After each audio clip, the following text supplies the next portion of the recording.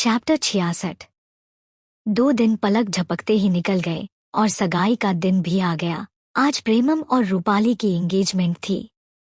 Raichand mention आज किसी स्वर्ग से कम नहीं लग रहा था। हर कोना जगमगाती सुनहरी रोशनी और चमकते क्रिस्टल झूमरों से सजा था। महल जैसी दिखने वाला रायचंद मेंशन की दीवारों पर गुलाब और ऑर्किड के फूलों की लड़ी सजाई गई थी, जिनकी महक पूरे वातावरण को और भी खूबसूरत बना रही थी। बंगा सा हॉल सुनहरी पर्दों और लाल गलीचों से सजाया गया था। झील किनारे बने रायचंद मेंशन का आंगन चमकदार लाइटों से रोशन था, मानो सितारे धरती पर आए हों। रूपाली के वेलकम करने के लिए लाल गुलाब की पंखुड़ियों से रास्ता बनाया गया था। गानों की मधुर धुनें वातावरण को एकदम शाही बना रही थी और मेहमानों की आंखों में मेंशन की चमक देखकर लालच और जलन से देखा जा सकता था। रायचंद मेंशन बहुत खूबसूरती से सजाया गया था। रूपाली सुबह से तैयार होने में लगी हुई थी क्योंकि आज उसे सबसे खूबसूरत लगना था। इधर दूसरी तरफ रायजादा मेंशन में इस वक्त सभी लोग प्रेमम की एंगेजमेंट के लिए तैयार हो रहे थे, क्योंकि अभी शाम होने को आई थी। मगर अक्ष को बहुत गुस्सा आ रहा था क्योंकि वो बिल्कुल भी नहीं चाहता था कि रूपाली की शादी उसके भाई से हो। मगर उसकी मजबूरी थी, अगर वो अपने ही भाई के शादी में नहीं जाता तो लोग बोलते कि रायजादा फैमिली इस सगाई से खुश नहीं है। वो तैयार होकर नीचे आया तो उसकी आंखें एक जगह आकर रुक गई, क्योंकि राधिका ने इस वक्त एक रेड ब्लैक मिक्स साड़ी पहना हुई थी। वो इतनी खूबसूरत लग रही थी कि अक्ष की नजरें उसी पर जाकर ठहर गई। मगर उसे जल्दी ही होश आ गया और उसने अपना चेहरा फेर लिया। अक्ष बिना किसी से बोले बाहर निकल गया और गाड़ी में बैठ गया। तभी सभी लोगों को प्रेमम सीढ़ियों से नीचे आता हुआ देखा। वह इस वक्त हद से ज्यादा हैंडसम लग रहा था, मगर उसके चेहरे पर कोई भी नूर नहीं था। वह बिना भाव के नीचे आ रहा था। वह इस वक्त एक ग्रीक गॉड जितना सुंदर लग रहा था। उसने सगाई के लिए एक रॉयल ब्लैक वेलवेट शेरवानी पहनी थी, जिस पर सुनहरी जरी का काम उसकी पर्सनालिटी को बिल्कुल शाही लुक दे रहा था। शेरवानी के साथ मरून रंग सिल्क दुपट्टा उसके कंधे पर बहुत अच्छा लग रहा था और उसकी कलाई पर बंधी एंटिक वॉच उसकी क्लास को दिखा रहा था। उसके बाद हल्के बैक ब्रश्ड स्टाइल में सेट थे, मगर उसकी तीखी आंखों में इस वक्त बस डार्कनेस भरी हुई थी। दादी ने जल्दी से उसकी नजर उतारी और बोली, हाय मेरा बच्चा कितना हैंडसम लग रहा है, किसी की नजर ना लगे। इतना बोलकर उन्होंने अपने आंख से काजल निकालकर प्रेमम के कान के पीछे काजल का टीका लगा दिया। प्रेमम के चेहरे पर हल्की सी मुस्कान आ गई। तभी वो लोग भी वहां से बाहर चले गए। प्रेमम जाकर अक्ष के साथ बैठ गया। सभी लोग अलग अलग गाड़ी में बैठ गए थे। राजश्री और सुनैना जी ने सिल्क की सोने का वर्क की गई साड़ियां पहनी थी, नहीं देवेंद्र जी और रणवीर जी ने कुर्ता पजामा पहना हुआ था। तभी अक्ष की नजर एक जगह आकर रुक गई। राधिका भी पिंक कलर की साड़ी पहनकर बाहर आ रही थी, जिसमें वो बेहद खूबसूरत लग रही थी। उसने सिंपल से पेंडेंट पहने हुए थे, ब्लैक हिल्स, और उस पर हल्का मेकअप किया हुआ था। तभी अक्ष को होश आया। वो अपनी नजरें इधर उधर करने लगा, मगर अभी भी उसकी आंखें राधिका को देखने पर मजबूर कर रही थी। तभी सभी गाड़ियां वहां से रायचंद मेंशन के लिए निकल गई। उन गाड़ियों के पीछे और आगे गार्ड्स की गाड़ियां लगी हुई थी।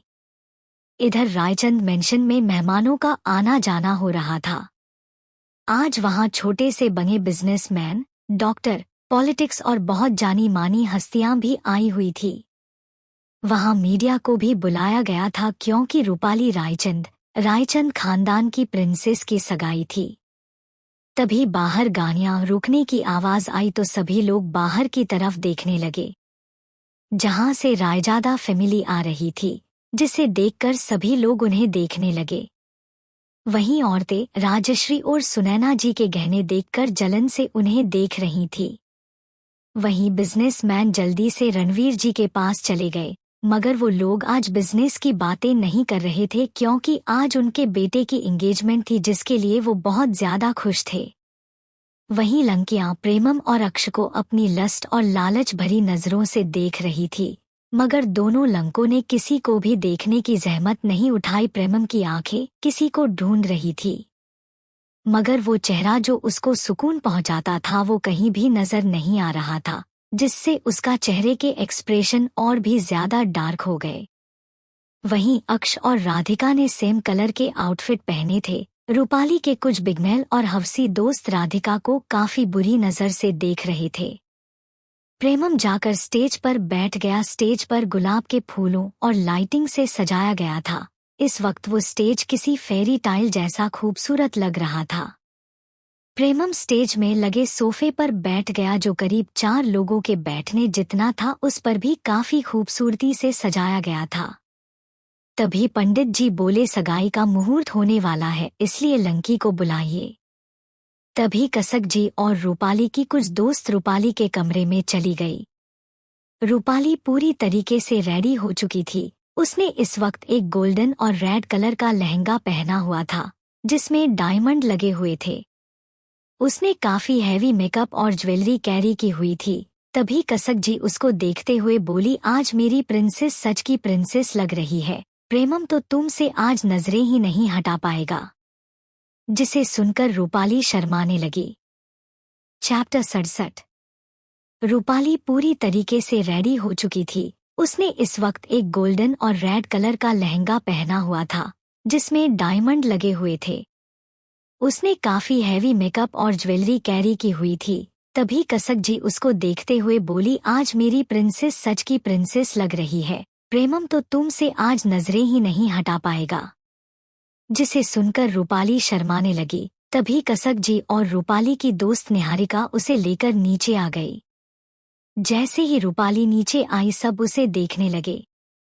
वो इस वक्त सच में बेहद खूबसूरत लग रही थी, मगर उस पर जो स्पॉटलाइट और गुलाब के फूलों की पंखुड़ियां गिरने वाली थी, उनमें अचानक गड़बड़ी हो गई, जिस वजह से रूपाली को ऐसे ही स्टेज पर जाना पड़ा। वहीं उसके इतने खूबसूरत गहनों और कपड़ों को देखकर लंकियां उसके जलन से देखने लगी, जिसे देखकर रूपाली के चेहरे पर घमंड भरी मुस्कान आ गई। वो घमंड से स्टेज पर गई और प्रेमम के बगल में बैठ गई, मगर प्रेमम ने उस पर बिल्कुल भी ध्यान नहीं दिया, जिससे रूपाली का चेहरा काला पड़ गया। मगर उसने अपने चेहरे पर नकली मुस्कान ओढ़ ली। वहीं रूपाली के दोस्त अभी भी राधिका को गंदी नजरों से देख रहे थे, जिसे देखकर अक्ष को गुस्सा आने लगा, मगर वो कुछ बोला नहीं और उन लंकों को घूरने लगा। उसे राधिका पर भी गुस्सा आ रहा था, क्योंकि राधिका को इन सब की कोई खबर ही नहीं थी। कोई उसे बुरी नजर से देख रहा है, वो तो सब कुछ देखने में बिजी थी। तभी देवेंद्र जी बोले, चलो बच्चों, अब एक दूसरे को रिंग पहना लो। अक्ष और राजश्री जी का मुंह बन गया, मगर वो कुछ कर नहीं सकते। रूपाली जैसे ही रिंग पहनाने को हुई, अचानक एक शॉट की आवाज आई और अचानक एक जगह स्पॉटलाइट पड़ी, जहां पर बला की खूबसूरत लंकी खड़ी थी, जिसे देखकर सबकी सांसें रुक गई। ये कोई और नहीं बल्कि आद्विका थी। आद्विका को देखकर प्रेमम की धमकने तेज हो गई। उसकी काली शिमरी सानी हल्की रोशनी में चमक रही थी। प्रेमम और आद्विका का आउटफिट काफी हद तक एक जैसा था। उसकी सानी की बॉर्डर सिल्वर सीक्वेंस की बनी थी। डीप नेक ब्लाउज पर मिरर वर्क किया गया था। आद्विका का चेहरा स्मोकी आई मेकअप और न्यूड शेड लिपस्टिक उसके लुक को क्लासी बना रहा था। उसके साइड स्वेप्ट कर्ल्स कंधों पर लहरा रहे थे। गले में स्टेटमेंट सिल्वर चोकर और कानों में लंबे झुमके उसके लुक को और भी ज्यादा निखार रहा था। उसके हाथ में पतली सिल्वर बैंगल्स और पैरों में स्ट्रैपी हिल्स और बालों में ब्लैक सिल्वर क्लच उसके लुक को किसी रानी की तरह बना रहा था। उसकी मौजूदगी में एक अलग ही जादू था, जो हर किसी को उसकी तरफ अट्रैक्ट कर रहा था। सभी लोग आंखें फांगे आद्विका को देख रहे थे। कुछ लोग धीरे से बोले, ये तो डॉक्टर रवि हैं, ये यहाँ क्या कर रही हैं? क्या रायचंद फैमिली डॉक्टर रवि को बुलाने का दम रखते हैं? सबको रायचंद फैमिली से और भी ज्यादा जलन होने लगी। सभी लोगों ने आद्विका को घेर लिया और उसके साथ सेल्फी और उसका ऑटोग्राफ लेने लगे, जिसे देखकर रूपाली के हाथों की मुट्ठियां कस गई। आद्विका ने पहले तो उसकी जगह लेकर स्पॉटलाइट और वो फूल को खुद पर गिरवाए और अब उसकी लाइमलाइट अटेंशन छीन रही थी।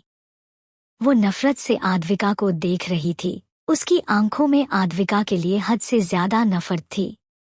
वहीं प्रेमम के आंखों में अमिका के लिए प्राउड था, मगर जैसे ही उसकी नजर लंको पर गई उसके हाथों की मुट्ठियां कस गई। वो गुस्से से सबको घूरने लगा, जिससे अचानक वहां का खुशनुमा माहौल डार्क हो गया, जिससे सबको सांस लेने में दिक्कत होने लगी। तभी देवेंद्र जी ने सबका अटेंशन अपनी तरफ खींचते हुए बोला, एवरीवन, अब रिंग सेरेमनी शुरू होने वाली, सब लोग ध्यान दीजिए। तभी राधिका रिंग लेकर प्रेमम के पास आ गई। वहीं कसक जी ने भी रिंग की थाल पकड़ी और उसे लेकर प्रेमम के पास चली गई। जैसे ही रूपाली को विश्वास हो गया कि अब प्रेमम उसका हो जाएगा, उसने एक नज़र आद्विका को देखा और तिरछा मुस्कुरा दी। मगर आद्विका को इससे कोई फर्क नहीं पड़ा और वो बिना भाव के सब कुछ देख रही थी। वहीं उसे कोई भी फर्क ना पड़ता देख रूपाली को गुस्सा आने लगा। वही प्रेमम का चेहरा भी काला पड़ गया। मगर तभी रूपाली ने कसक जी के हाथों से रिंग ले ली और प्रेमम को पहना दी। जैसे ही रूपाली ने प्रेमम को रिंग पहनाई, उनके ऊपर फूल गिरने लगे। सभी तालियां बजाने लगे, मगर आद्विका का चेहरा गुस्से से लाल हो गया। उसकी आंखें भी लाल हो गई और वो प्रेमम के हाथ को घूरने लगी, जिसमें रूपाली ने अंगूठी पहनाई थी। जैसे ही प्रेमम ने आद्विका के एक्सप्रेशन नोटिस किए, उसके चेहरे पर डेविल स्माइल आ गई, जो उसने जल्दी ही छुपा भी ली और फिर से अपना चेहरा एक्सप्रेशन लेस बना लिया। अब प्रेमम की बारी थी रूपाली को रिंग पहनाने की। रूपाली तो 7वें आसमान में पहुंच चुकी थी। उसके चेहरे का घमंड उसके चेहरे पर नजर आ रहा था। प्रेमम ने रिंग पकड़ी और एक नजर आद्विका को देखा, जिसकी आंखें ऐसी हो गई थी जैसे वो अभी ही रो देगी। प्रेमम ने आद्विका से अपनी नजरें हटा ली, जिससे आद्विका को प्रेमम पर गुस्सा आने लगा और उसने कसकर अपने हाथों की मुट्ठी भींच ली। तभी प्रेमम ने रूपाली का हाथ पकड़ा और उसके रिंग फिंगर में रिंग पहनाने लगा। मगर ये क्या, वो रिंग रूपाली के हाथों में गई ही नहीं।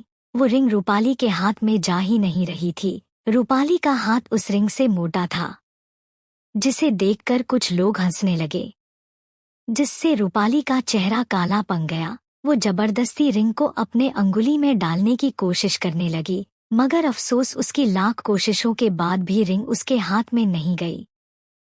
चैप्टर 68, 69, 70, 71। तभी प्रेमम ने रूपाली का हाथ पकड़ा और उसके रिंग फिंगर में रिंग पहनाने लगा। मगर ये क्या, वो रिंग रूपाली के हाथों में गई ही नहीं। वो रिंग रूपाली के हाथ में जा ही नहीं रही थी। रूपाली का हाथ उस रिंग से मोटा था, जिसे देखकर कुछ लोग हंसने लगे, जिससे रूपाली का चेहरा काला पड़ गया। वो जबरदस्ती रिंग को अपने अंगुली में डालने की कोशिश करने लगी, मगर अफसोस उसकी लाख कोशिशों के बाद भी रिंग उसके हाथ में नहीं गई। रूपाली के हाथ में रिंग नहीं गई, बल्कि वो गिरकर राधिका के पैरों में गिरी। राधिका ने रिंग उठाई और प्रेमम को देने को हुई। उससे पहले ही रूपाली राधिका पर चिल्लाते हुए बोली, तुम घटिया लंकी, ये सब तुमने ही किया है ना। तुम चाहती जो नहीं हो मेरी और प्रेमम की शादी हो। राधिका बोली, नहीं भाभी, ऐसी बात नहीं है। मगर तभी रूपाली उस पर बिफरते हुए बोली, ओ सेटअप, और तुम्हारी हिम्मत भी कैसे हुई मुझसे भाभी कहने की। तुम बस एक नौकर की बेटी हो, अपनी औकात मत भूलो। मैं बहुत अच्छे से जानती हूँ तुम जैसी घटिया लंकियों को, जो अमीर लंकों को अपने जाल में फंसाकर उनसे पैसे ऐंठना चाहती हैं।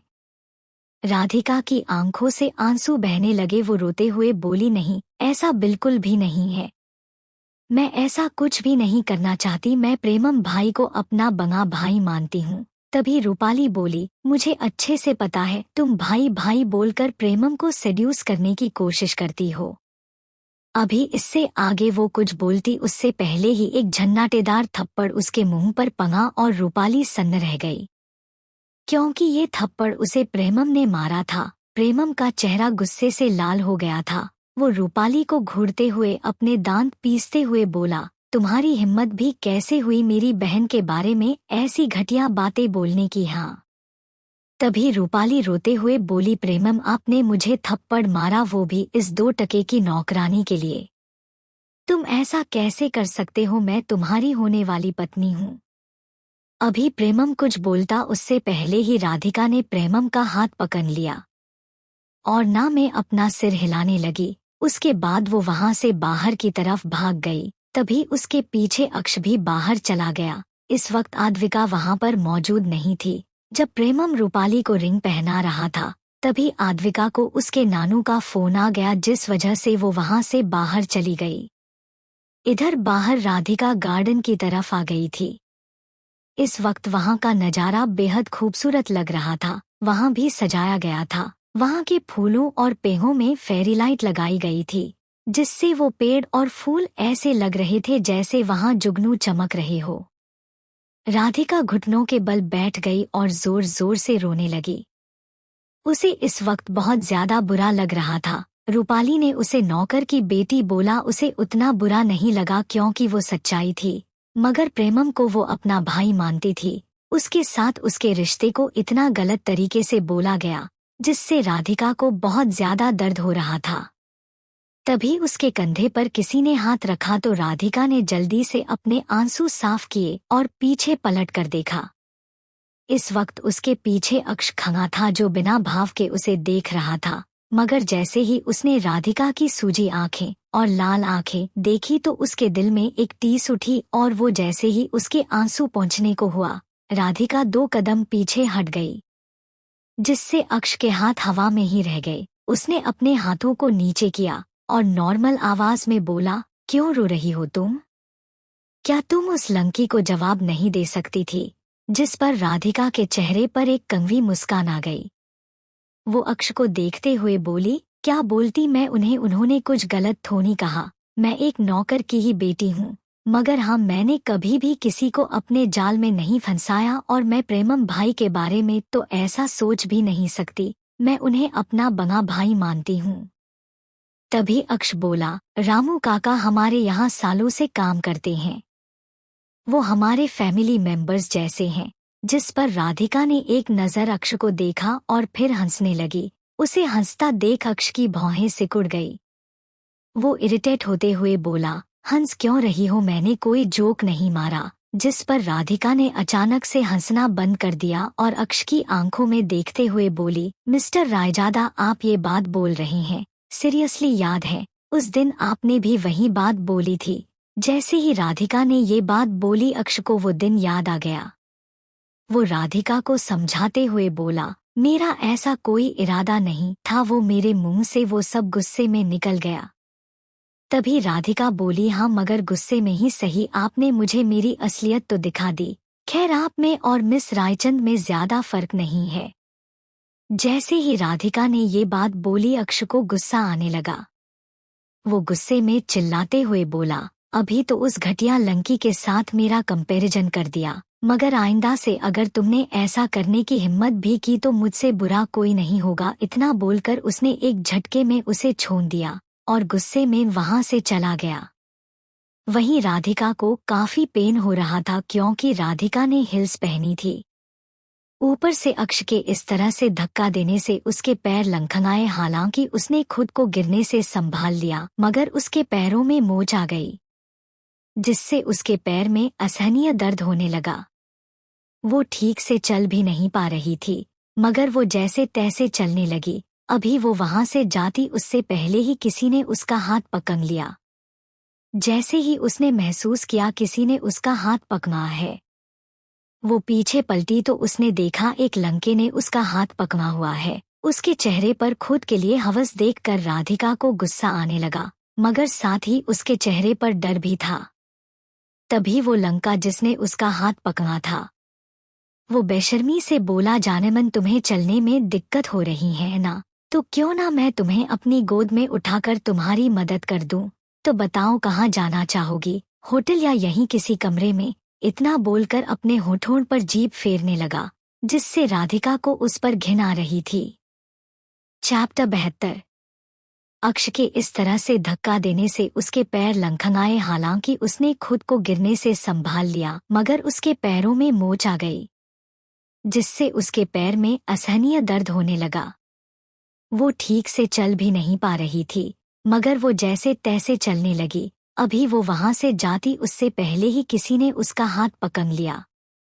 जैसे ही उसने महसूस किया किसी ने उसका हाथ पकड़ा है, वो पीछे पलटी तो उसने देखा एक लंके ने उसका हाथ पकड़ा हुआ है। उसके चेहरे पर खुद के लिए हवस देखकर राधिका को गुस्सा आने लगा, मगर साथ ही उसके चेहरे पर डर भी था। तभी वो लंका जिसने उसका हाथ पकड़ा था, वो बेशर्मी से बोला, जानेमन तुम्हें चलने में दिक्कत हो रही है ना, तो क्यों ना मैं तुम्हें अपनी गोद में उठाकर तुम्हारी मदद कर दूं।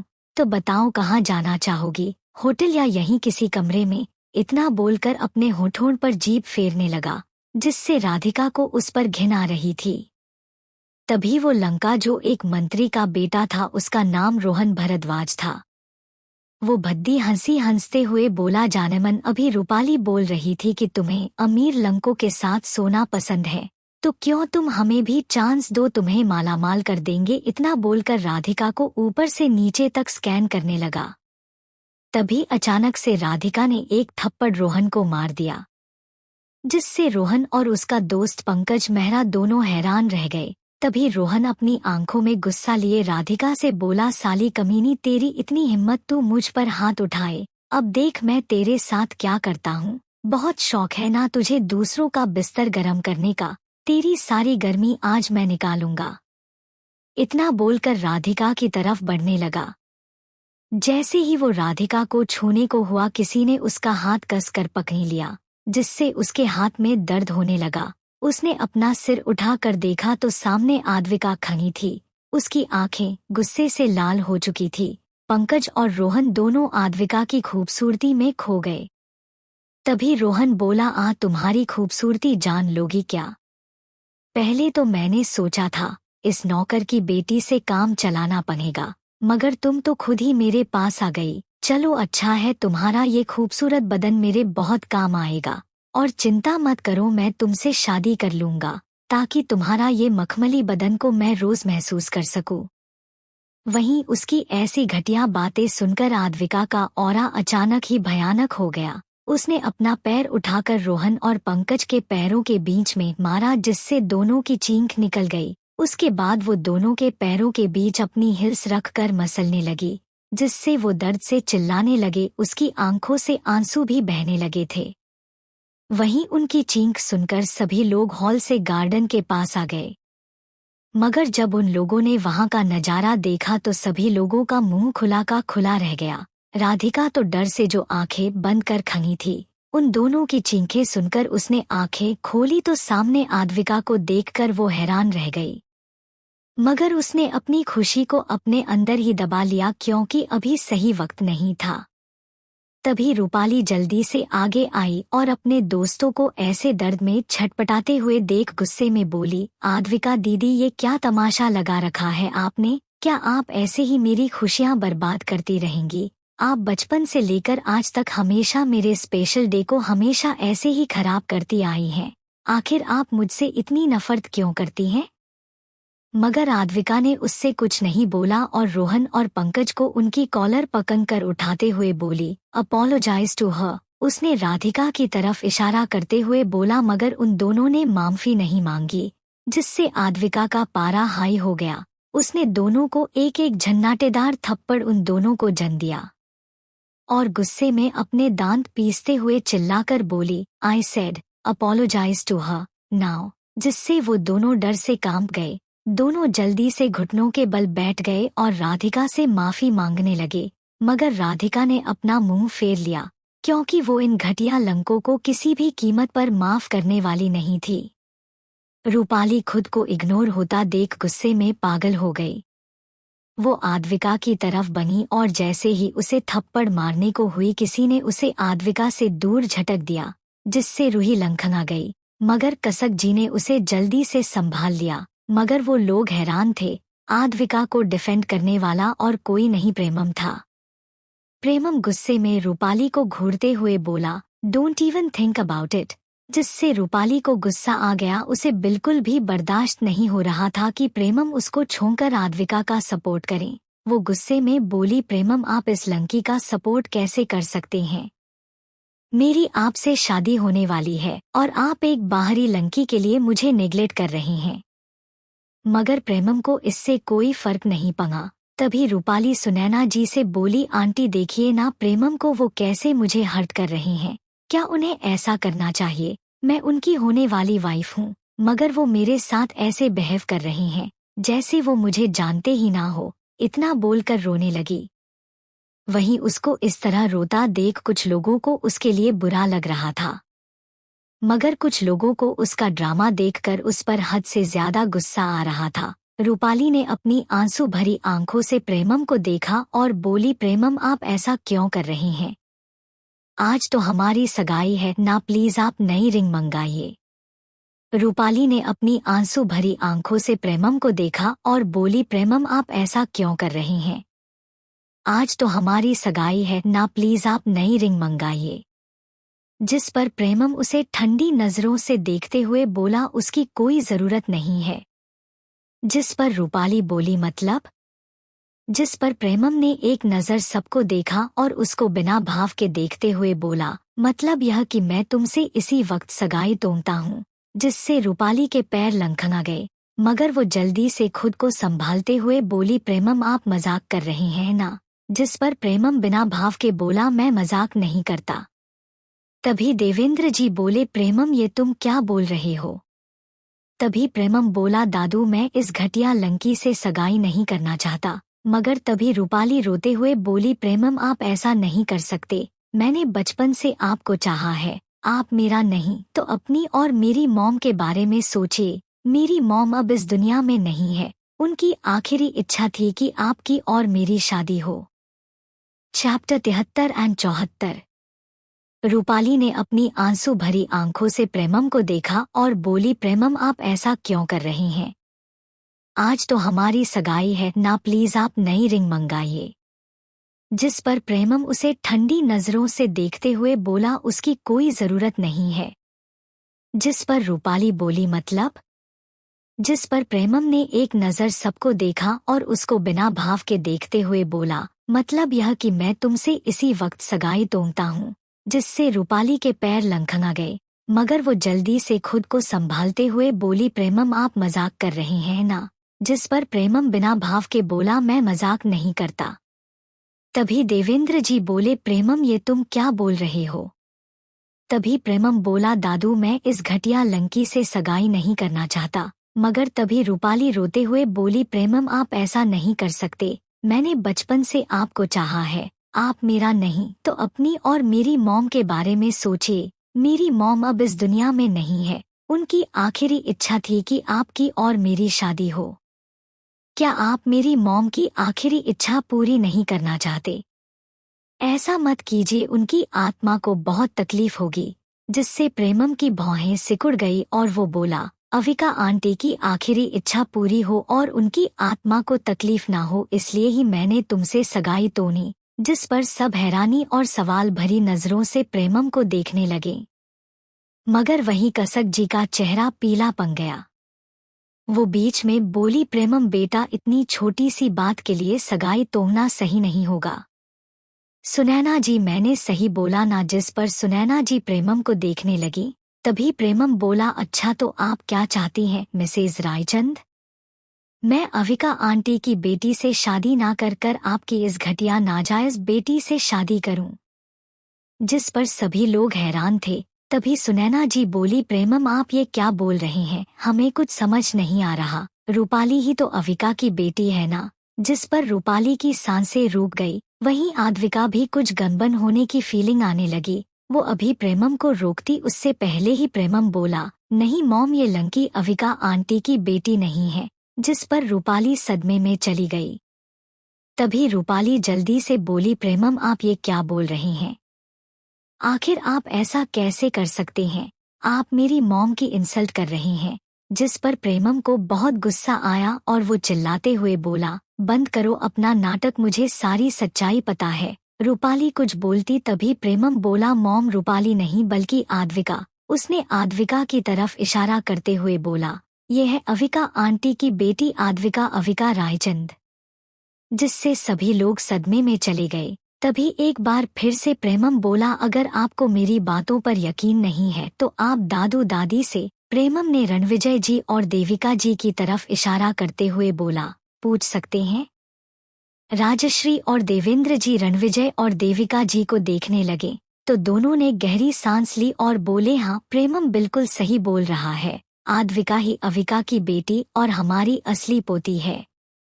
जिसे सुनकर वहां सन्नाटा छा गया। राजवीर जी ने भी ये सब सुना, मगर आज वो और वीर कुछ नहीं बोले क्योंकि वो सच्चाई नहीं छुपा सकते थे। तभी वहां एक थप्पड़ की आवाज गूंज उठी जिससे सभी लोग सदमे में चले गए। कसक जी जमीन पर पनी हुई थी और उनके गालों पर उंगलियों के निशान बन चुके थे। जब उन्होंने अपना सिर उठाकर देखा तो वो गुस्से से कांपने लगी, मगर कुछ नहीं बोल पाई क्योंकि ये थप्पड़ किसी और ने नहीं, सुनैना जी ने मारा था। वो नफरत से बोली, घटिया औरत, पहले तूने मेरी दोस्त की शादीशुदा जिंदगी में घुसकर उसका बसा बसाया घर उजाड़ दिया, मगर अब तू उसकी बेटी का हक भी अपनी इस नाजायज बेटी को देना चाहती है। तुझे जरा भी शर्म नहीं आती? कितनी गिरी हुई है तू, जो किसी और की जगह पर कुंडली मार कर बैठी हुई है। और तो और अब मेरी अवी की बेटी के साथ भी तू नाइंसाफी कर रही है, मगर मैं ऐसा होने नहीं दूंगी, ये सगाई नहीं होगी। और फिर सुनैना जी राजवीर जी से बोली, तुम घटिया आदमी, पहले तुमने मेरी अवी का धोखा दिया, तुमने 10 जगह अपना मुंह मारा, न जाने तुम्हारे जैसे सुअर से अविका ने कैसे शादी कर ली और अब उसकी बेटी को भी बदल दिया। इतना बोलकर वो हांफने लगी। तभी राजश्री जी राजवीर जी को देखते हुए बोली, अब समझी आद्विका तुम दोनों से इतनी नफरत क्यों करती है।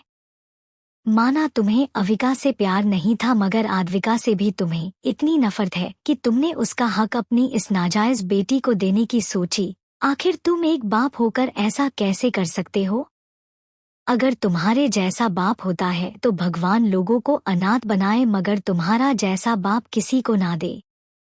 वहीं राजश्री जी की बातें सुनकर राजवीर जी का सिर झुक गया। तभी सुनैना जी आद्विका के पास आई और उसे अपने गले से लगा लिया, मगर आद्विका ने उन्हें हग नहीं किया और ना ही उनको खुद से अलग किया। तभी सुनैना जी आद्विका से अलग हुई और उसे देखते हुए बोली, मुझे तुम्हें देखकर ही लगा था कि तुम मेरी अवी की बेटी हो, मगर तुमने उस दिन भी कुछ नहीं बोला, जिससे मुझे लगा ये मेरा वहम होगा। तुमने सच्चाई क्यों नहीं बताई? आखिर तुमने ऐसा क्यों किया बेटा? जिस पर आद्विका उन्हें बिना भाव के देखने लगी और बोली, क्योंकि मुझे आपके बेटे से शादी करने में कोई दिलचस्पी नहीं है। इतना बोलकर वहां से जाने लगी, मगर प्रेमम ने उसका हाथ पकड़ लिया, जिससे आद्विका के कदम रुक गए, मगर उसने पलटकर नहीं देखा। तभी प्रेमम उसको अपनी तरफ पलटाते हुए बोला, डॉल, शादी तो तुम्हें करनी ही होगी, मर्जी से या जबरदस्ती। इतना बोलकर उसने उसका हाथ छोड़ दिया। आद्विका वहां से आगे चली गई, मगर वो आधे रास्ते में रुकी और बिना पलटे ही बोली, मिस्टर रायजादा, कॉन्फिडेंस होना अच्छी बात है, मगर ओवर कॉन्फिडेंस होना आपको नुकसान पहुंचा सकता है। कान खोल कर सुन लीजिए, मैं आपसे शादी नहीं करूंगी। इतना बोलकर वहां से चली गई। तभी रणविजय जी आगे आए और सभी से माफी मांगते हुए बोले, आप लोगों को हमारी फैमिली की वजह से इतना तमाशा देखना पड़ा, उसके लिए मुझे माफ कर दीजिए, मगर प्लीज सभी लोग डिनर जरूर कर जाएं। सभी लोगों ने एक दूसरे को देखा और अपना सिरहा में हिला दिया, क्योंकि सभी लोग रणविजय जी की काफी इज्जत करते थे, जिस वजह से सभी लोगों ने उनका मान रखते हुए डिनर के लिए हामी भरी। सभी लोग वहां से फूड काउंटर की तरफ चले गए। अब वहां पर रायजादा फैमिली और रायचंद फैमिली ही मौजूद थी। तभी रूपाली सुनैना जी से माफी मांगते हुए बोली, आंटी मुझे माफ कर दीजिए, मैंने आप सबसे झूठ बोला, मगर मैं क्या करती, मैं प्रेमम से बहुत प्यार करती हूँ, मैं उन्हें खोना नहीं चाहती थी, इसलिए मैंने ये सब कर दिया, प्लीज मुझे माफ कर दीजिए। तभी कसक जी भी बोली, हाँ सुनैना जी प्लीज हमें माफ कर दीजिए, देखा ना आपने, आद्विका तो प्रेमम से शादी ही नहीं करना चाहती, तो क्यों ना आप प्रेमम और रूपाली की शादी करवा दें।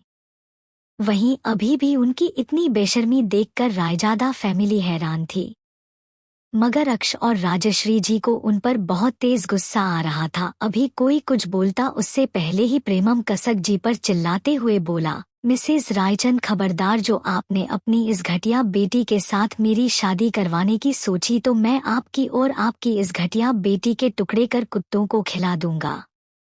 जिसे सुनकर कसक और रूपाली डर से कांप गए। तभी देविका जी कसक पर गुस्सा करते हुए बोली, आखिर तुम इतनी गिरी हुई कैसे सकती हो, तुम अभी भी मेरी बच्ची की जगह अपनी इस मनहूस बेटी को देना चाहती हो। फिर राजवीर जी को देखते हुए बोली, मैं तो हैरान हूँ, तुम जैसा बेटे ने आखिर मेरे कोख से जन्म कैसे ले लिया?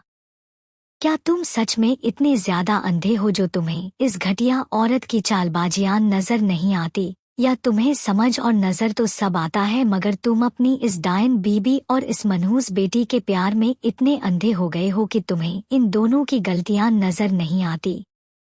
तभी रणविजय जी बोले, देविका जी आप भी किससे ये सब बोल रही हैं? उसे कुछ समझ नहीं आएगा, इसलिए आप अपना बीपी मत बढ़ाइए, चलिए यहाँ से खाना खा लेते हैं। जिस पर देविका जी ने एक नज़र नफरत से उन तीनों माँ बाप बेटी की जोड़ी को देखा और रणविजय जी के साथ वहां से चली गई। वहीं रायजादा फैमिली ने भी नफरत से एक नज़र उन तीनों को देखा और वहां से रणविजय जी और देविका जी के पीछे चले गए। अब वहां पर सिर्फ वीर, रूपाली, तेज, मालिनी, कसक और राजवीर जी ही रह गए। तभी रूपाली पागलों की तरह चिल्लाते हुए बोली, नहीं नहीं आद्विका मेरा कुछ नहीं छीन सकती। प्रेमम मेरे हैं, मैं उन्हें आद्विका का नहीं होने दे सकती। मॉम प्लीज ना कुछ कीजिए वरना मैं अपनी जान दे दूंगी। तभी वीर बोला, रूपाली बंद करो ये तमाशा करना। एक तो तुम्हारे और मॉम की वजह से हम पहले से ही काफी शर्मिंदा हो चुके हैं, अब ये ड्रामा कर हमें और बदनाम मत करो। इतना बोलकर वो वहां से चला गया। सभी लोग हैरानी से वीर को जाते हुए देखने लगे। तभी राजवीर जी भी कसक और रूपाली को देखते हुए बोले, वीर सही बोल रहा है, अब तमाशा करना बंद करो। इतना बोलकर वो भी वहां से चले गए। मालिनी और तेज ने एक नज़र एक दूसरे को देखा, मगर राजवीर और वीर को भी उन दोनों माँ बेटी का सपोर्ट ना करता देख वो भी बिना कुछ बोले वहां से चले गए। वही सबको ऐसे जाता देख दोनों का चेहरा काला पड़ गया। तभी रूपाली रोते हुए बोली, मॉम अब मैं क्या करूंगी, मुझे प्रेमम चाहिए प्लीज वरना मैं खुद को कुछ कर लूंगी। कसक खुद को संभालते हुए बोली, तुम ऐसा कुछ नहीं करोगी, तुम रायचंद फैमिली की इकलौती प्रिंसेस हो, तुम कैसे भी कर प्रेमम के साथ फिजिकल रिलेशन बनाओ, उसके बाद प्रेमम चाहकर भी तुमसे दूर नहीं जा पाएगा। उसके बाद रायजादा फैमिली को मजबूरी में ही सही तुम्हारी और प्रेमम की शादी करनी पड़ेगी, ठीक है? जिस पर रूपाली के चेहरे पर शातिर मुस्कान आ गई और वो कसक को हक करते हुए बोली, आप बेस्ट हो मॉम, मैं ऐसा ही करूंगी। इतना बोलकर दोनों मुस्कुराने लगी। मगर तभी कसक बोली, मगर तुम ये काम बिना किसी की नज़र में आए करना, क्योंकि अभी हम लोगों की नज़रों में नहीं आ सकते। उसके बाद कसक ने एक पाउडर का पैकेट उसे देते हुए बोला, इससे तुम्हारा काम हो जाएगा। इतना बोलकर अजीब तरीके से मुस्कुराने लगी। उसकी मुस्कान बेहद भद्दी थी, जिसमें साजिश नजर आ रही थी। आज के लिए बस इतना ही, मिलते हैं नेक्स्ट पार्ट में। चैप्टर 75। रूपाली की नजरें जैसे ही उस पाउडर के पैकेट पर पड़ी तो वो हैरानी के साथ कसक की तरफ देखकर बोली, मॉम ये क्या है और ये आपके पास कैसे आया? उसका सवाल सुनकर कसक जवाब देते हुए बोली, ये लव मेकिंग ड्रग्स है। ये हमेशा मेरे पास रहता है क्योंकि राजवीर का स्टेमिना इतना नहीं है कि वो बिना इस ड्रग्स के यूज के मुझे सेटिस्फाई कर सके, इसलिए मैं उसे ये दूध में मिलाकर देती हूँ, लेकिन आज ये मेरे साथ मेरी बेटी के भी काम आने वाला है। ये कहते हुए वो बहुत ही गंदी और बेशर्मी से मुस्कुराने लगी। कसक की वो स्माइल देखकर रूपाली के फेस पर भी बेहुदा स्माइल आ गई। उसने झट से वो पैकेट अपने हाथ में ले लिया और उसे मुट्ठी में कसते हुए बोली, क्या सच में मॉम ये इतनी कमाल की चीज है? ये सुनकर कसक अपना सरहा में हिलाते हुए बोली, हाँ एक बार तुम इसका यूज करके देखो, फिर तुम्हें खुद पता चल जाएगा कि ये कितना कमाल का है। ये कहकर उसने इधर उधर देखा और तभी उसकी नजरें एक वेटर पर पड़ी, जिसे देखकर कसक ने धीरे से उसे आवाज लगाते हुए हाथ के इशारे से अपने पास आने को कहा। वेटर ने जूस की ट्रे अपने हाथ में पकड़ी हुई थी। उसने कंफ्यूजन से इधर उधर देखा और जब अपने आसपास कोई नहीं दिखा तो वो धीमे कदमों से कसक के पास आ गया और अपना सर झुकाते हुए बोला, yes ma'am, how can I help you? ये सुनकर कसक ने डेविल स्माइल के साथ अपने पर्स से एक नोटों का बंडल निकाला और उसे वेटर की ट्रे में रखते हुए बोली, इतने काफी है या और चाहिए? इतने सारे पैसे देखकर वेटर की आंखें हैरानी से बड़ी बड़ी हो गई और साथ में ही उसकी आंखों में लालच नजर आने लगा। तभी उसके दिमाग में कुछ आया। उसने नजरें उठा कसक को देखा और धीमी सी आवाज में हिचकिचाते हुए बोला, hmm what are you doing? तुम्हें जितना पूछा है बस उसी का जवाब दो। इतने काफी है या और चाहिए? ये सुनकर वेटर ने हिचकिचाते हुए अपना सरनामे हिलाकर कहा, नहीं इतने काफी है, लेकिन मुझे करना क्या है? ये सुनकर कसक और रूपाली दोनों के चेहरे पर शैतानी सी स्माइल आ गई। कसक ने उसी तरह मुस्कुराते हुए बाहर खड़े परखे को देखा और आगे बोली, तुम्हें ये जूस का ग्लास उन सर को पिलाना है और उसके बाद ये शहर छोड़कर चले जाना, क्योंकि अगर तुम यहाँ रहे तो शायद अगली सुबह ना देख पाओ।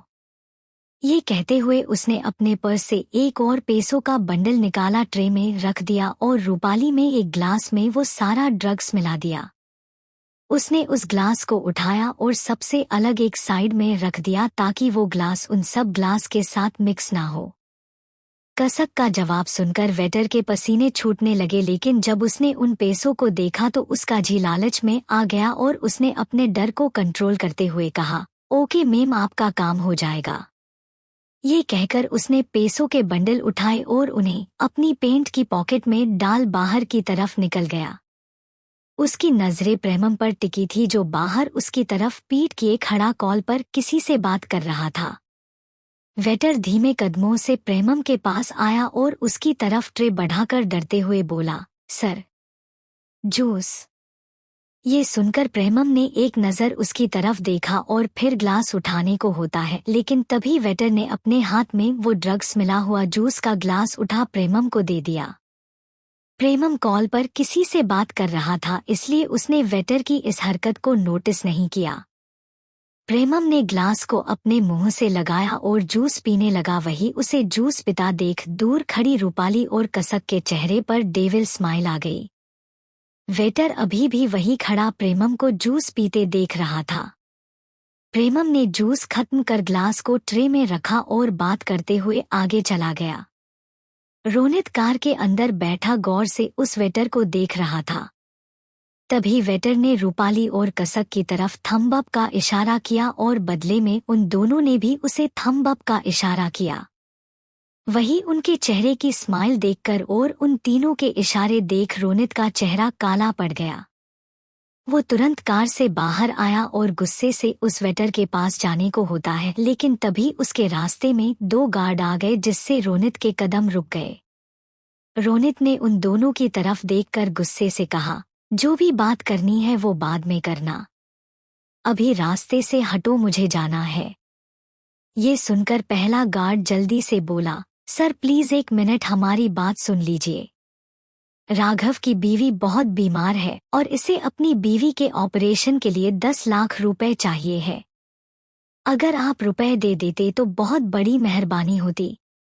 ये कहते हुए उसने अपने बगल में खड़े राघव को देखा, जिसकी आंखें लाल हो रखी थी, शायद वो बहुत रोया था। पहले गार्ड की बात सुनकर रोनित ने एकदम से उसकी तरफ देखा। उसने जल्दी से अपनी पेंट की पॉकेट से कार्ड निकाला और उसे राघव को देते हुए बोला, लो, तुम्हें जितने चाहिए उतने ले लेना और उसके बाद मुझे कार्ड वापस कर देना। ये कहकर वो जल्दी से उस वेटर को पकड़ने के लिए वहां से निकल गया, लेकिन थोड़ा सा आगे आकर देखा तो वहां कोई नहीं था, नहीं प्रेमम और नहीं वो वेटर। रोनित परेशानी से अपने सर पर हाथ रखकर बोला, अरे यार, ये कहाँ गया?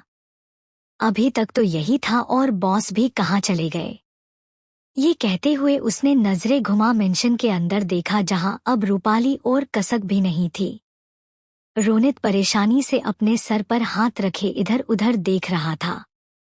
उसे समझ नहीं आ रहा था कि प्रेमम गया तो गया कहाँ और कसक, रूपाली ने वेटर को क्या इशारा किया था, वेटर ने जूस में क्या मिलाकर प्रेमम को दिया था। रोनित को ये तो पता चल चुका था कि जूस में कुछ है, लेकिन क्या ये उसे नहीं पता था। चैप्टर 76।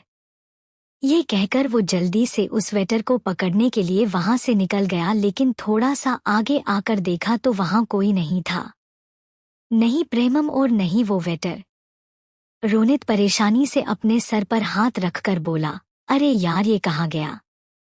अभी तक तो यही था और बॉस भी कहाँ चले गए।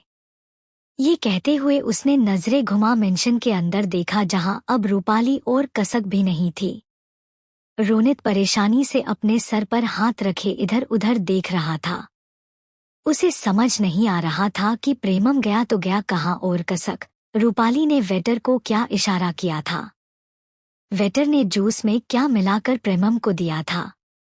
रोनित को ये तो पता चल चुका था कि जूस में कुछ है, लेकिन क्या ये उसे नहीं पता था।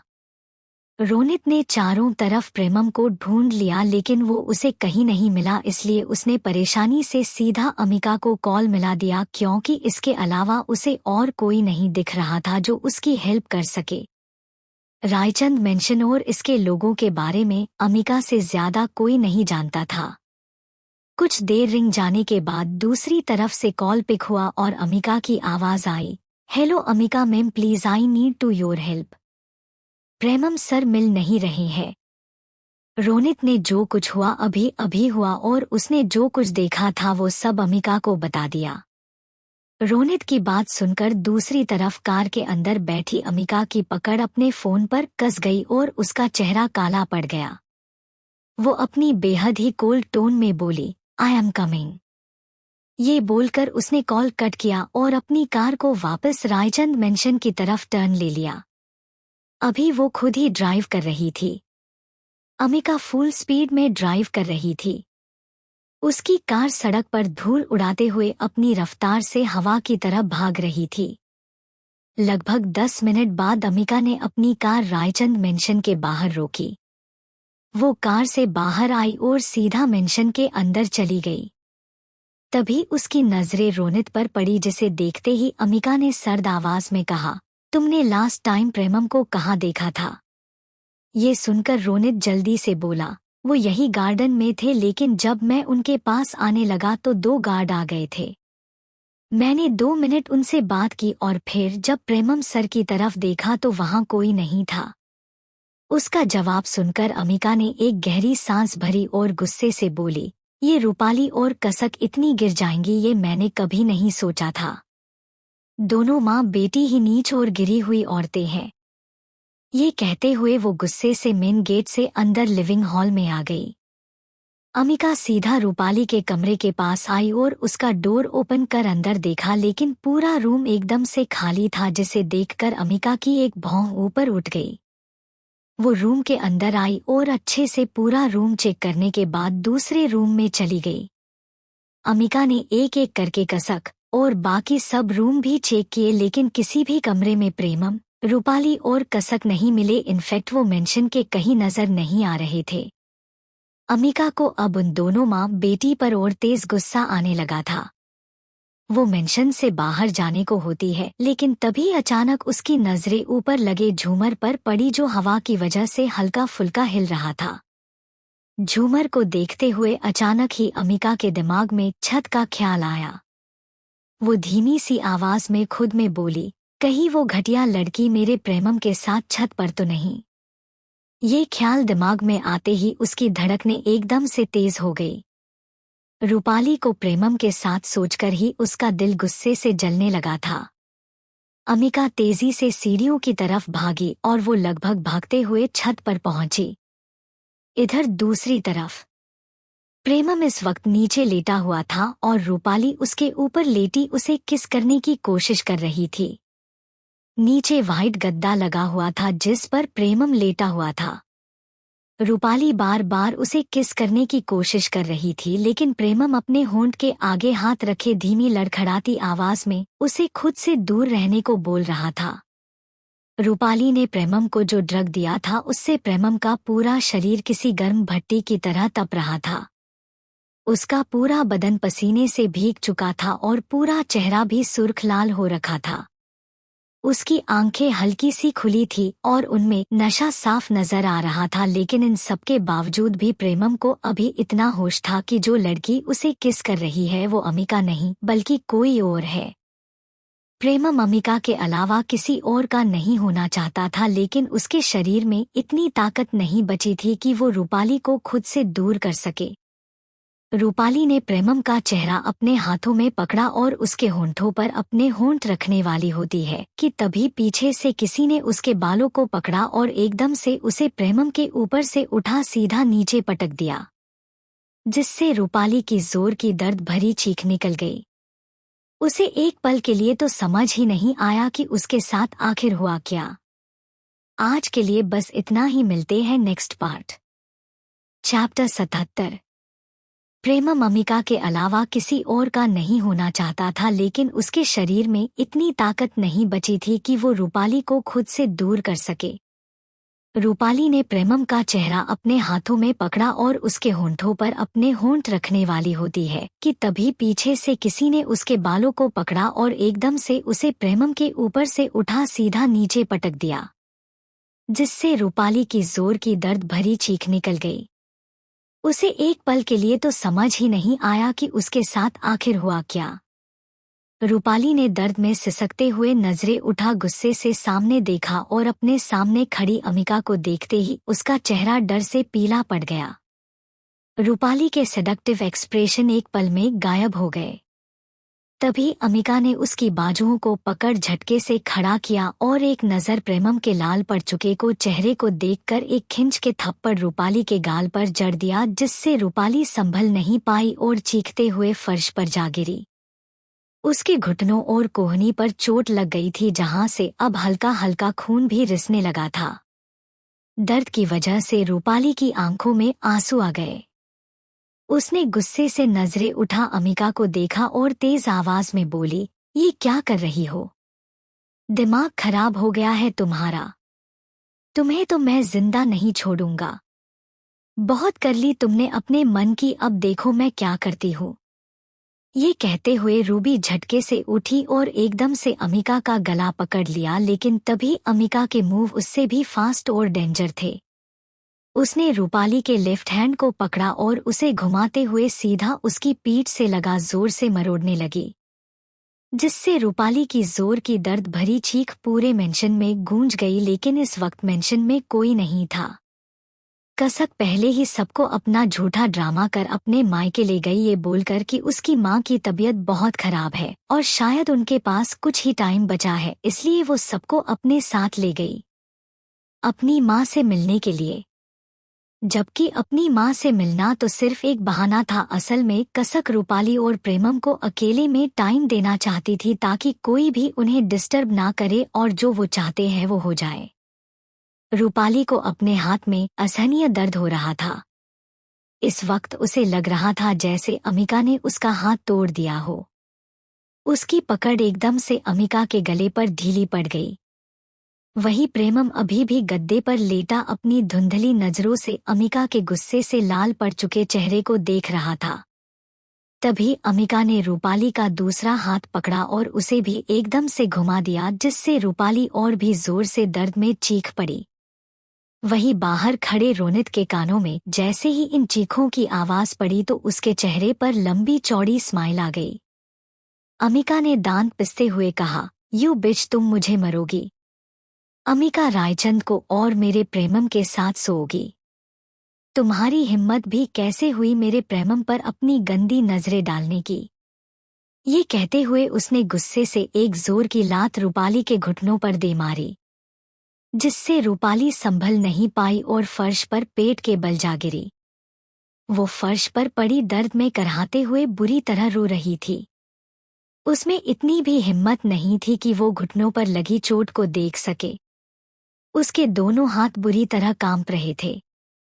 तभी अमिका ने उसके बालों को अपनी मुट्ठियों में भरा और उसे ऑलमोस्ट फर्श पर घसीटते हुए नीचे ले जाने लगी। रूपाली अपने बालों पर हाथ रखे बार बार खुद को छोड़ देने के लिए बोल रही थी। वो दर्द में चिल्ला रही थी, छटपटा रही थी, तड़प रही थी, लेकिन अमिका को इससे कोई फर्क नहीं पड़ रहा था। वो रूपाली को सीढ़ियों के ऊपर से भी घसीटते हुए नीचे लेकर आई और लिविंग हॉल में आकर उसे झटके से छोड़ दिया, जिससे रूपाली का चेहरा नीचे झुक गया और उसके सारे बाल चेहरे पर आ गए। इस वक्त वो किसी चुड़ैल से कम नहीं लग रही थी। उसकी आंखों का काजल रोने की वजह नीचे तक फैल गया था। होंठों की लिपस्टिक भी होंठों के चारों तरफ फैल चुकी थी और पूरा मेकअप खराब हो गया था। बाल चिड़िया का घोंसला बन चुका था। इस वक्त वो वाकई में चुड़ैल लग रही थी। अगर कोई बच्चा उसे देख ले तो शायद डर की वजह से उसका हार्ट फेल हो जाए। अमिका ने उसकी तरफ उंगली पॉइंट कर गुस्से से कांपते हुए कहा, अगर अगली बार मेरे प्रेमम पर अपनी गंदी नजरें डाली तो अपनी ये हालत याद कर लेना। इस बार इससे भी बुरी हालत कर दूंगी। ये कहकर उसने चारों तरफ देखा, तभी उसकी नजरें फ्रूट बास्केट में रखे चाकू पर पड़ी, जिसे देखकर उसके फेस पर डेविल स्माइल आ गई। अमिका ने अपने कदम फ्रूट बास्केट की तरफ बढ़ा दिए। वो जैसे जैसे अपने कदम आगे बढ़ा रही थी वैसे वैसे उसके दिमाग में अपने पिछले जन्म की यादें एक एक करके सामने आ रही थी। रूपाली का उसे मारना, उसके बच्चे को मारना और फिर उसकी इज्जत को भी उतराने के लिए उन गुंडों के पास उसे अकेले छोड़कर चली जाना। ये सब याद करके अमिका का खून अंदर ही अंदर ज्वालामुखी की तरह जलने लगा। उसकी नफरत रूपाली के लिए और भी ज्यादा बढ़ गई। अगर अमिका को किसी चीज का सबसे ज्यादा दुख था तो वो अपने बच्चे को खोने का। उस वक्त वो प्रेग्नेंट थी जब रूपाली ने उसकी जान ली थी और यही बात अमिका को रात को सोने नहीं देती। उसे आज भी अपने उस बच्चे का एहसास था। अमिका ने अपने हाथ में चाकू उठाया और एक टक किसी सनकी की तरह उसे देखने लगी। चैप्टर 78। रूपाली का उसे मारना, उसके बच्चे को मारना और फिर उसकी इज्जत को भी उतराने के लिए उन गुंडों के पास उसे अकेले छोड़कर चली जाना। ये सब याद करके अमिका का खून अंदर ही अंदर ज्वालामुखी की तरह जलने लगा। उसकी नफरत रूपाली के लिए और भी ज्यादा बढ़ गई। अगर अमिका को किसी चीज का सबसे ज्यादा दुख था तो वो अपने बच्चे को खोने का। उस वक्त वो प्रेग्नेंट थी जब रूपाली ने उसकी जान ली थी और यही बात अमिका को रात को सोने नहीं देती। उसे आज भी अपने उस बच्चे का एहसास था। अमिका ने अपने हाथ में चाकू उठाया और एक टक किसी सनकी की तरह उसे देखने लगी। अचानक ही अमिका के फेस पर डेविल स्माइल आ गई। वो रूपाली के पास आई और उसके पास नीचे पंजों के बल बैठकर उसके बालों को कस के अपनी मुट्ठियों में भर चेहरा ऊपर उठाया। रूपाली की आंसू और दर्द से भरी नजरें अमिका की नजरों से जा मिली। अमिका के चेहरा देखकर रूपाली डर से पूरी कांपने लगी। वो अपने हाथ जोड़ते हुए बोली, प्लीज मुझे छोड़ दो। मैं आज के बाद कभी तुम्हारे सामने नहीं आऊंगी। तुम जो बोलोगी वो सब करूंगी। प्लीज मेरी जान बख्श दो। मैं अभी मरना नहीं चाहती हूँ। ये सब कहते हुए वो बुरी तरह रोने लगी। उसकी आंखों से आंसू रुकने का नाम नहीं ले रहे थे। वही उसे खुद से इतना डरता देख, अपने सामने गिड़गिड़ाता देख अमिका के चेहरे पर सुकून उतर आया। अपने पिछले जन्म में वो भी रूपाली के सामने ऐसे ही गिड़गिड़ाई थी, उसे खुद को छोड़ देने की विनती की थी, लेकिन रूपाली जैसी घटिया लड़की को पैसे के अलावा कुछ दिखाई ही नहीं देता था। लेकिन आज जब बात खुद की जान पर आई तो वो सब कुछ छोड़ देने को तैयार थी। अमिका ने शैतानी स्माइल के साथ चाकू को बहुत ही सनकीपन के साथ रूपाली के गालों पर फेरते हुए मुस्कुरा कर कहा, एस डोंट वरी, तुम्हें इतनी जल्दी नहीं मारूंगी। अभी तो तुम दोनों माँ बेटी को बहुत कुछ देखना है।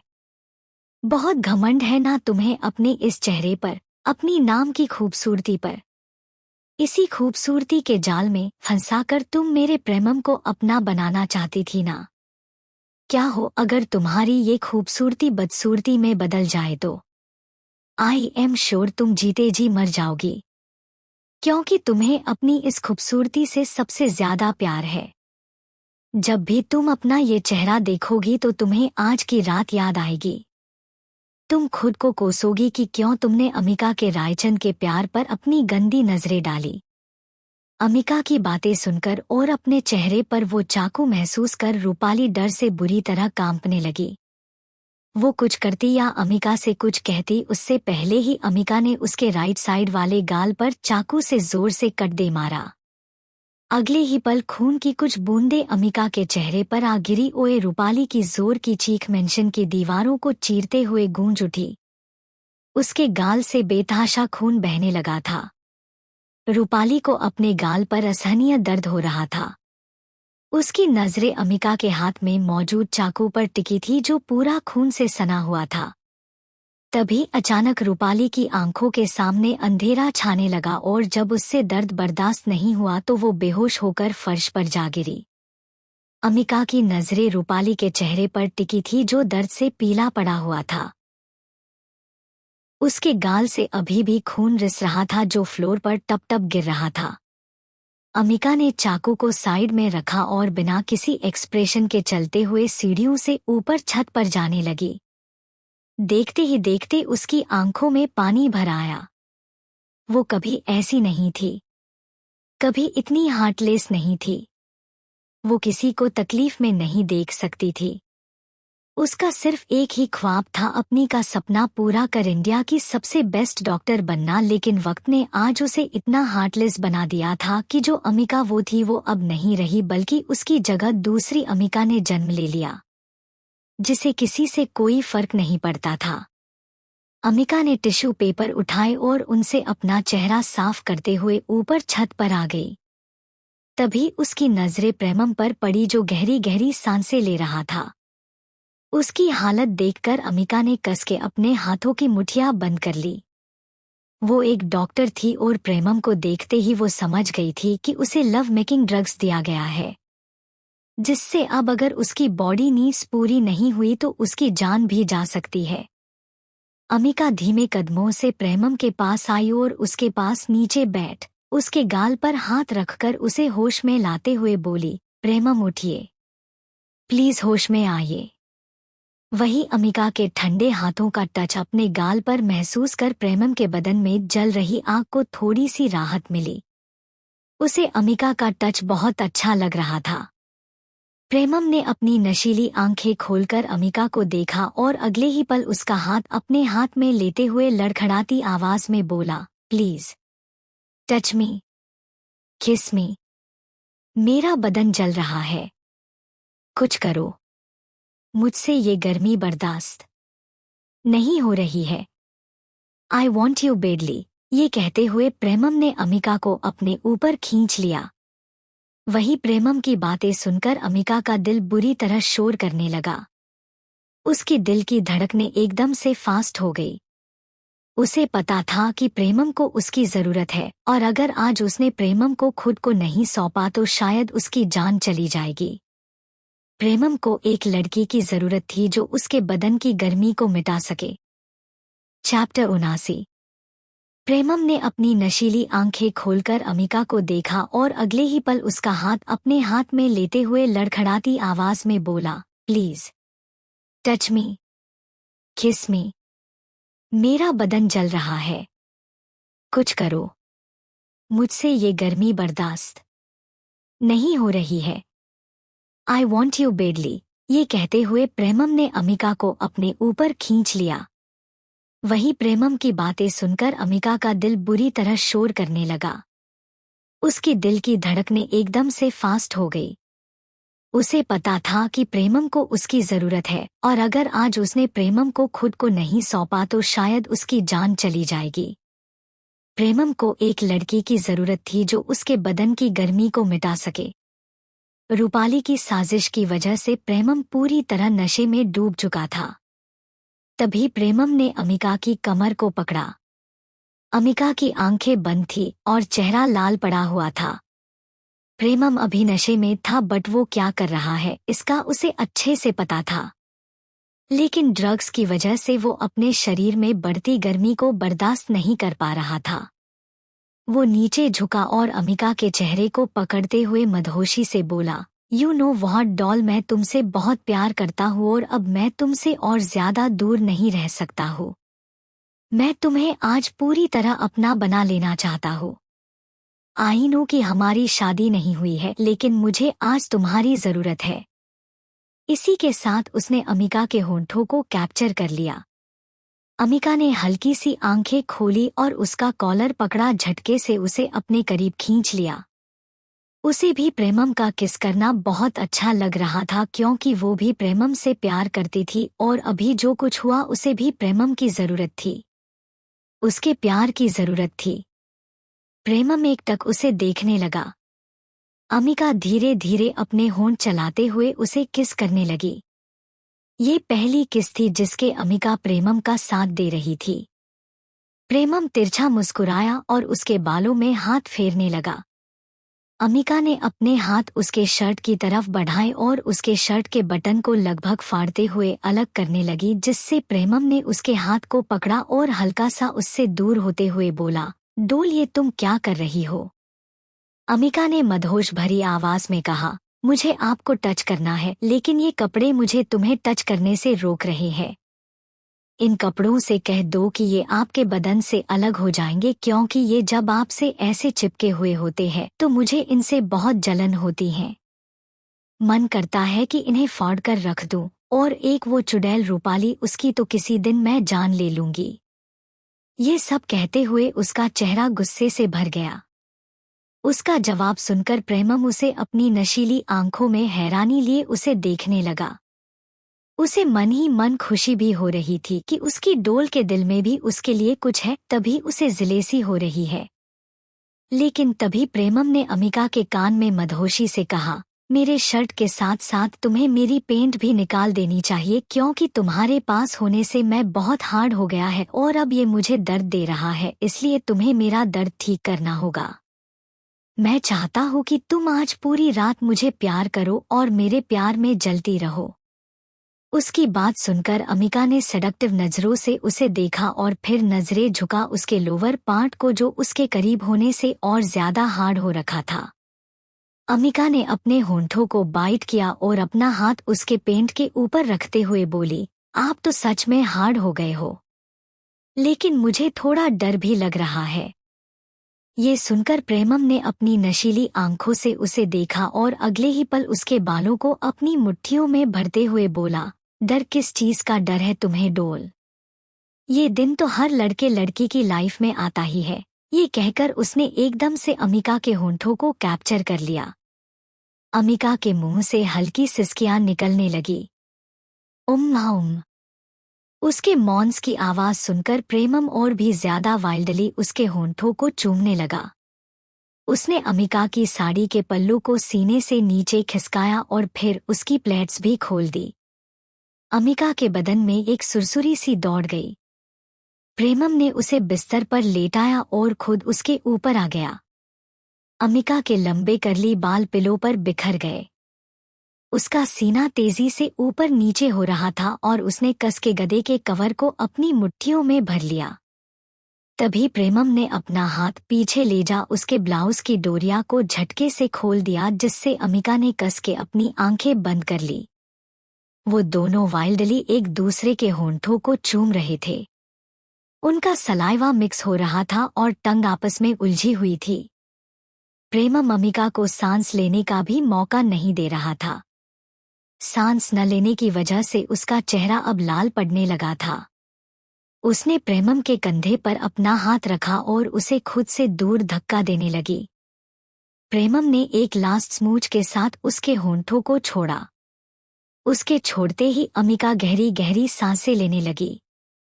इस वक्त उसके होंठों पर सलाइवा लगा था और वो बुरी तरह सूज गए थे। प्रेमम के बाइट करने की वजह से उनसे हल्का हल्का खून भी निकल आया था।